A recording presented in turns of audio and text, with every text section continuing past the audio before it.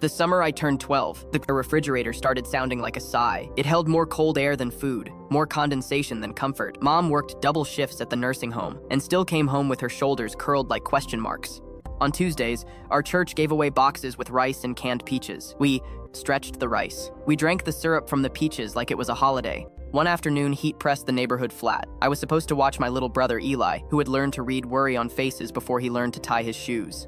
"I'm hungry," he said without complaint. I opened the refrigerator and found a half jar of pickles and an Echo. Then I saw the library card on the counter, scuffed and brave. The library had air conditioning and silence that felt like permission. The sign on the door said, "Summer lunch for kids, 12 p.m. I grabbed Eli's hand. "Field trip," I said, trying to make my voice sound like a song. A librarian with hair like gray clouds smiled. "You're right on time," she said. Eli ate like he was practicing joy. I took small bites like gratitude demanded neatness.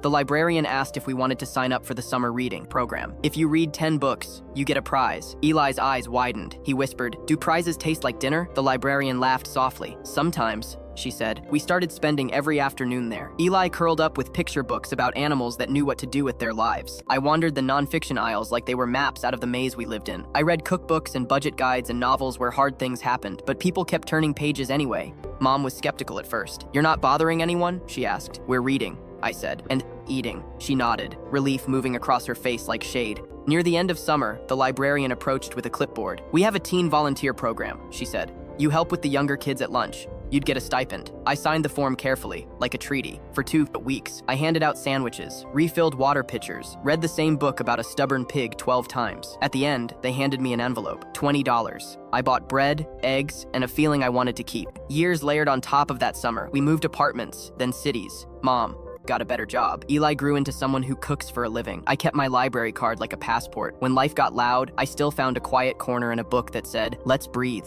Last year, I went back to the old neighborhood to clean out the storage unit. I drove past the library and parked without deciding to. Inside, the carpet had been replaced, but the smell, paper, and cool air and concentration was the same. A young man with a name tag that said, "Assistant Ellie," was reading to a circle of toddlers about that same stubborn pig. I stood in the doorway, heart clumsy. We sat together after story time. He told me he'd come back to work here on purpose. "It fed us," he said. I figured I should return the favor. He showed me a photo on the wall of the summer reading champions from a decade ago.